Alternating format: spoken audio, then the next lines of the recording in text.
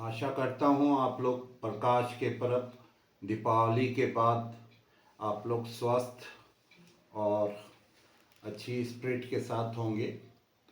और आज मैं आप लोगों के दरमियान डायबिटीज़ अवेयरनेस के ऊपर कुछ बातें करने आया हूँ।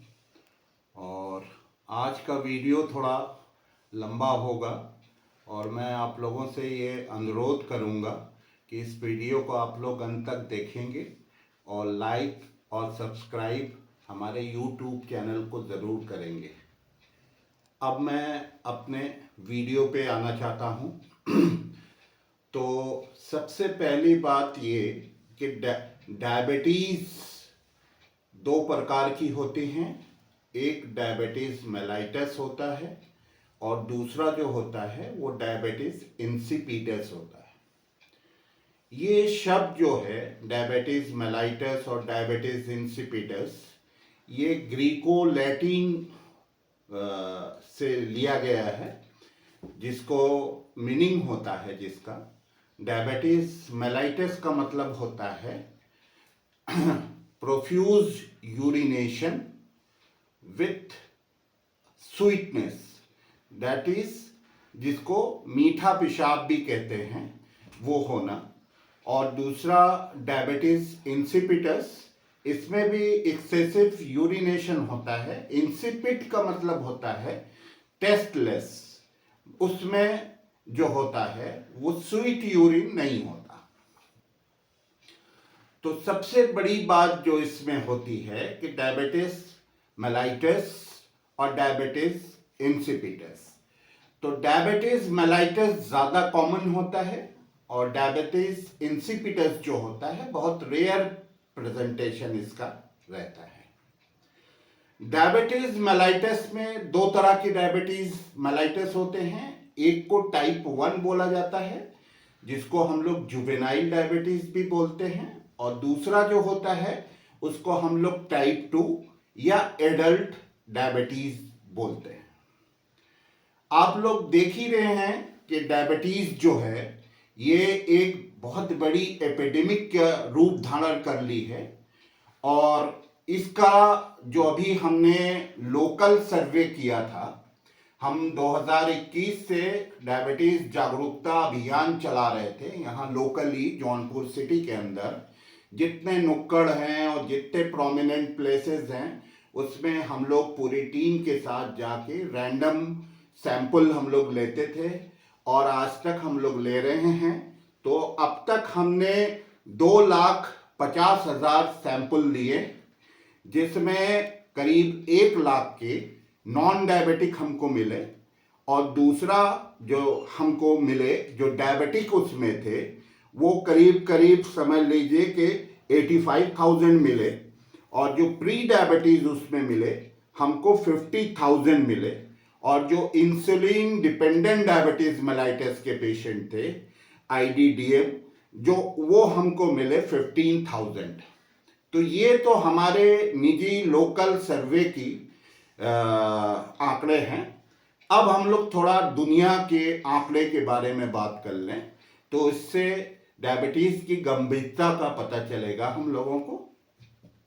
तो पूरे हिंदुस्तान को, पूरी इंडिया को डायबिटीज कैपिटल कहा जाता है, डेन ऑफ डायबिटीज कहा जाता है। वो इसलिए कहा जाता है कि करीब करीब 70 करोड़ जो भारतीय हैं वो डायबिटिक हैं, और उसमें एक और WHO की है कि करीब करीब इसमें 5 करोड़ और जो लोग हैं वो मतलब उसके जो 50% करीब 35% के आसपास जो है ये समझ लीजिए कि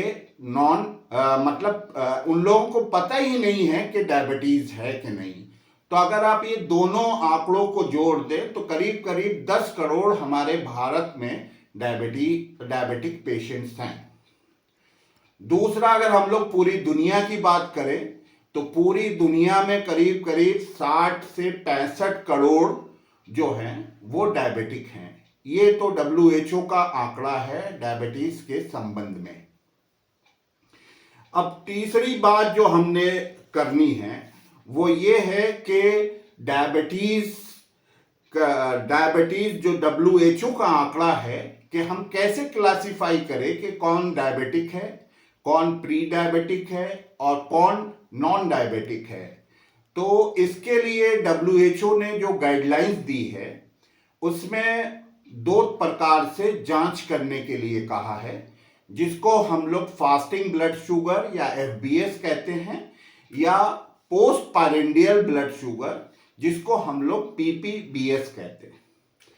फास्टिंग ब्लड शुगर देखने का तरीका ये होता है कि प्रिंसिपल मील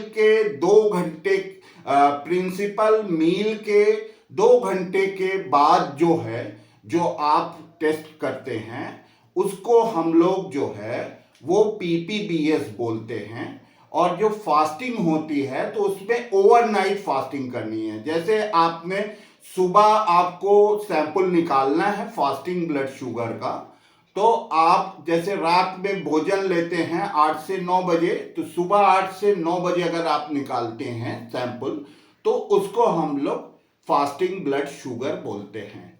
तो मैंने आप लोगों को क्लियर कर दिया कि फास्टिंग ब्लड शुगर का सैंपल कैसे निकलता है और PPBS यानी पोस्ट पारेंडियल ब्लड शुगर का सैंपल कैसे निकला है। लंच या डिनर के 2 घंटे के बाद वो हम लोग PPBS बोलते हैं उसको।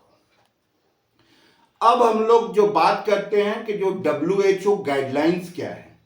WHO ये कहता है कि अगर फास्टिंग ब्लड शुगर 110 से कम है तो उसको हम लोग नॉन डायबिटिक बोलते हैं, और अगर 110 से लेके 124 तक अगर किसी की ब्लड शुगर है तो उसको हम लोग, फास्टिंग की बात मैं अभी कर रहा हूं, तो उसको हम लोग कहते हैं कि ये प्री डायबिटिक है।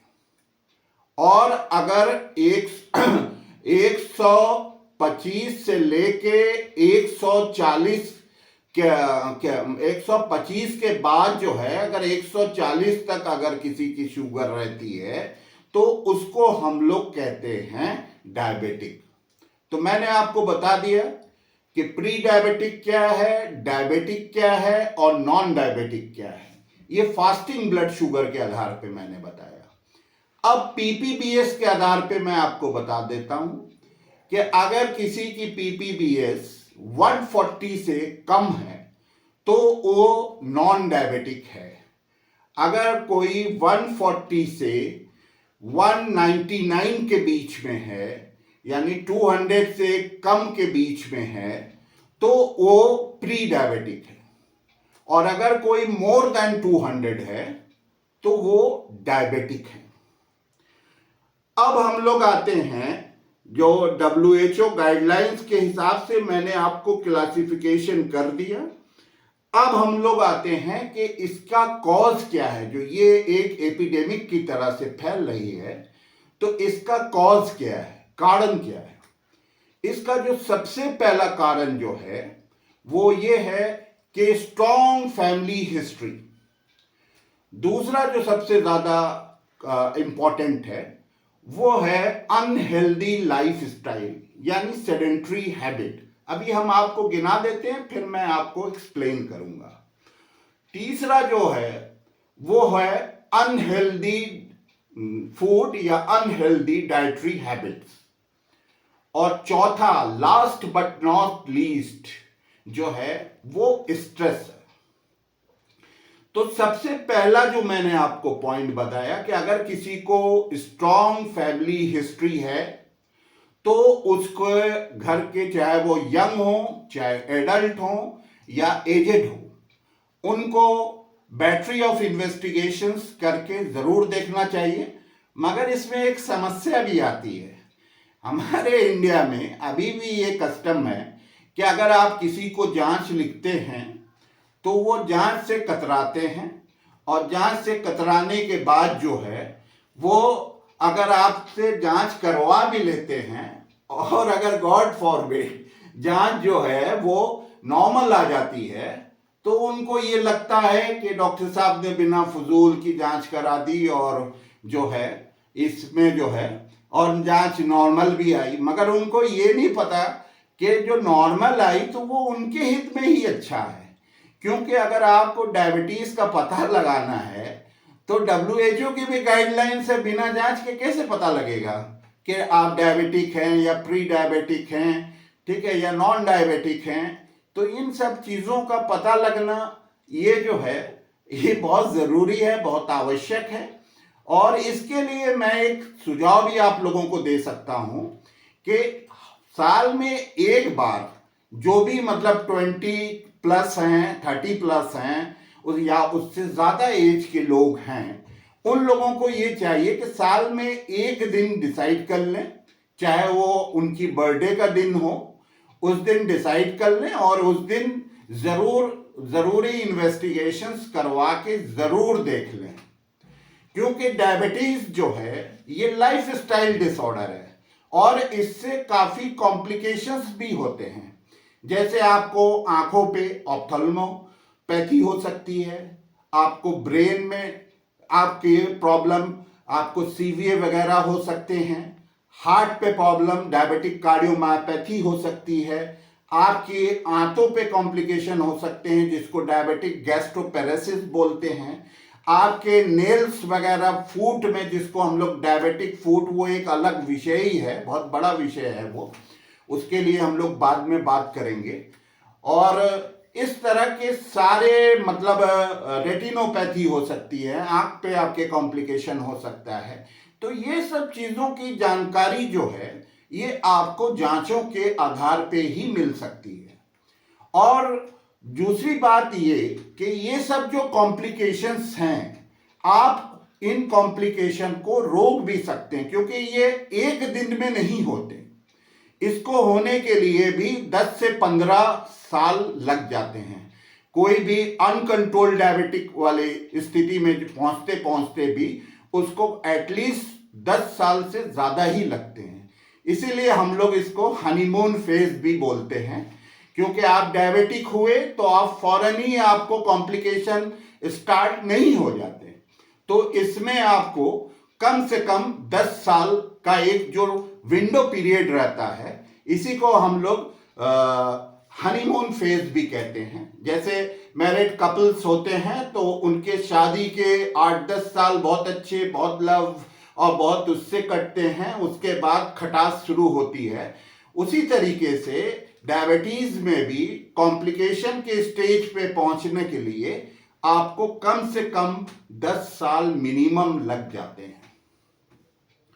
अब हम लोग ये तो हमने आपसे बात कर ली कि डायबिटीज की क्या है।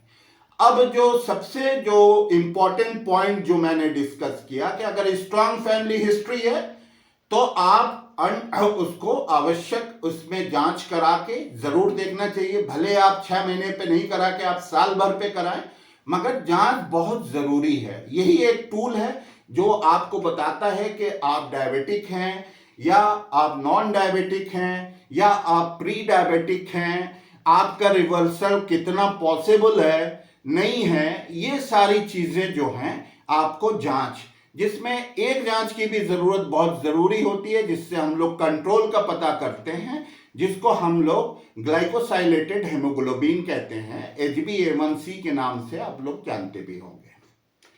दूसरा जो कारण हमने आपसे बताया था कि जो सेडेंट्री हैबिट्स जो होती है कि आपकी एक्टिविटी रिस्ट्रिक्टेड हो गई है। तो ये सारी चीज़ें जो हम लोग देखें कि बहुत ज़्यादा अर्बनाइजेशन के कारण से या बहुत ज़्यादा जो आजकल हम लोग जो है अपनी पूरी हैबिट्स को चेंज कर दिए हैं। पहले जैसे हम लोग थे अपने ज़माने में तो हम लोग आउटडोर्स गेम्स वगैरह खेलते थे, बाहर जाते थे तो उसमें एक्टिविटीज़ वगैरह होती थी। मगर आजकल के बच्चे जो हैं उनको बस फ़ोन चाहिए, आईपैड चाहिए, यही उनका खेल का जरिया है। तो यहाँ एक्टिविटीज़ आदमी की रिस्ट्रिक्ट हो जाती है, जिसके कारण से भी डायबिटीज़ लोगों में बहुत बढ़ रही है और ये एपिडेमिक की तरह फैल रही है। तो इसके लिए ज़रूरी है, अब हम लोग जैसे सपोज वो आजकल ऐसे मतलब मॉडर्नाइजेशन के भी काफ़ी आफ्टर इफेक्ट्स हुए हैं। जैसे आपकी वॉशिंग मशीन बन गई। पहले क्या थी कि हमारे घर की महिलाएं जो थी कपड़े वगैरह अपने खुद से धोती थी तो उसमें एक एक्टिविटी होती थी। आजकल मशीन पे धोते हैं, आजकल तो काम करने के लिए रोबोट्स भी आ गए हैं। और तीसरी चीज ये कि मतलब जो भी चीजें हैं वो उसकी मशीनरी आ गई है। अब हमको अगर सब्जी लेने भी जाना है, अगर अपने घर के नुक्कड़ तक भी जाना है, बाजार में जाना है, तो हम लोग ये चाहते हैं कि कोई व्हीकल, मोटरसाइकिल हो, स्कूटी हो, कोई भी चीज हो, उससे चल जाए। तो एक्टिविटीज आपकी एकदम रिस्ट्रिक्ट हो जाती है। दूसरी चीज ये कि इस कारण से भी डायबिटीज बहुत ज्यादा फैल रही है। तो इसको ओवरकम करने के लिए आप लोगों को वॉक करना है, जो भी आप लोग कर सकते हैं, मतलब एक्टिविटीज के तौर पे, तो आप वॉक कर सकते हैं। कुछ लोग ब्रिस्क वॉकिंग करते हैं, कुछ लोग वॉकिंग करते हैं, कुछ लोगों को डांसिंग पसंद है, वो डांसिंग करें। कुछ लोगों को मतलब ये है कि गेम्स एंड स्पोर्ट्स में रुचि है, तो वो गेम्स एंड स्पोर्ट्स कर लें। कुछ लोग हैं कि आउटडोर गेम खेलना चाहते हैं, कुछ इंडोर गेम खेलना चाहते हैं। किसी भी तरह से आप अपनी एक्टिविटीज को बढ़ाएं।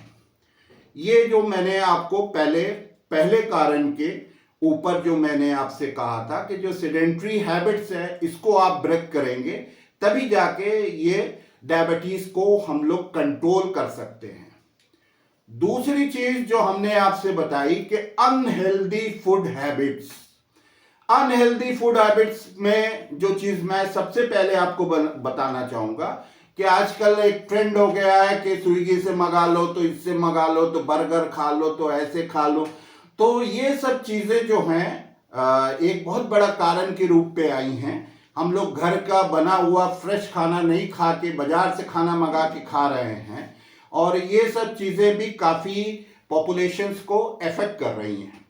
तो इन सब चीजों को भी हमको छोड़ना होगा, और उसकी छोड़ने के लिए जो आपको सबसे पहली चीज है कि आप एक हेल्दी फूड होता क्या है, ठीक है, एक हेल्दी फूड के कंपोजिशन क्या है, वो भी, उसकी भी आपको जानकारी या आपको उसकी नॉलेज होनी बहुत जरूरी है।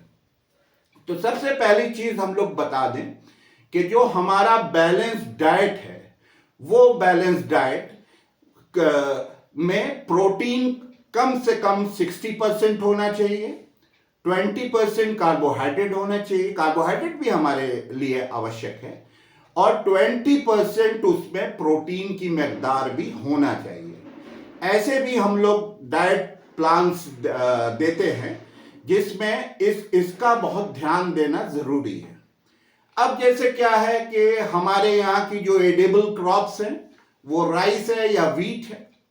तो बहुत सी जगहों पे क्या है कि खाली राइस के ऊपर ही लोग रहते हैं, तो वो भी ठीक नहीं है, क्योंकि जो राइस का, चावल का जो ग्लाइसेमिक इंडेक्स है वो बहुत ज्यादा है। आप ठीक है, आप वीक में एक दिन राइस ले लें, एक दिन व्हीट ले लें, और सब चीजें जैसे फाइबर है, प्रोटीन है, वो भी प्लांट प्रोटीन्स हैं, ये सब आप ले सकते हैं।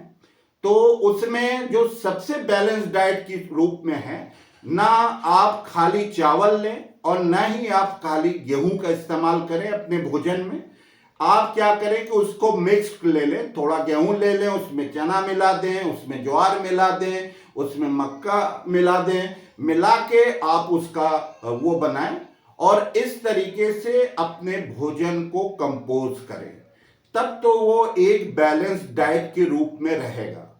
दूसरी चीज ये कि हमको उसमें सलाड्स वगैरह का भी बहुत इस्तेमाल करना चाहिए, क्योंकि सलाड्स में आपके फाइबर होते हैं, फाइबर बहुत जरूरी है।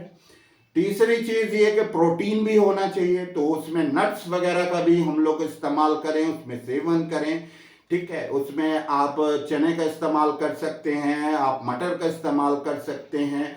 दूसरी चीज ये कि नट्स में आप अखरोट का इस्तेमाल कर सकते हैं, ड्राई फ्रूट में। और दूसरी चीज आप कैश्यू नट भी इस्तेमाल कर सकते हैं, आप जो है पिस्ता भी इसमें इस्तेमाल कर सकते हैं। ये सारी चीजें आपको जानना बहुत जरूरी है। तीसरी चीज ये कि आप फ्रूट्स का सेवन कर सकते हैं। 6 फल आप बिल्कुल खा सकते हैं, जिसमें आपका सेब आता है, नाशपाती आता है, अनानास आता है, पपीता आता है, अमरूद आता है, और watermelon, last but not least. मैंने अगले वीडियो में भी आपसे बताया था कि इसकी कैलोरिक ये वैल्यू जो है ये बहुत कम होती है, सबसे कम होती है आपकी तरबूज की। तो मैंने पहले भी आपसे ये बताया था कि हम लोग diabetes is a disease of calorie not sugar. तो इसको आपको जानना बहुत जरूरी है। इसका मतलब ये होता है कि कैलोरी पे हमको ध्यान देना है। आप बर्गर खा लें, आप समोसे खा लें, आप ये खा लें, तो उसकी कैलोरिक वैल्यू बहुत ज्यादा है, न्यूट्रिशन वैल्यू बहुत कम है। तो इन चीजों का आपको फूड में ध्यान देना है, तभी आप एक हेल्दी फूड आपका कहा जाएगा। तीसरा पॉइंट जो हमने आपसे बताया था कि स्ट्रेस को मैंने बोला था लास्ट बट नॉट लीस्ट। आजकल स्ट्रेस छोटे बच्चों में भी स्ट्रेस है, जवानों में भी स्ट्रेस है, और जो एजेड लोग हैं उनके ऊपर तो है ही, एक फैमिली स्ट्रेस तो है ही है। तो स्ट्रेस को ओवरकम करने के लिए आप कुछ भी कर सकते हैं। आप जो है भजन सुने, आप म्यूजिक सुने, आप जो है और चीजों में अपने उसको लगे, आप बुक्स रीडिंग करें। आप इस तरीके से अपने स्ट्रेस को कम कर सकते हैं।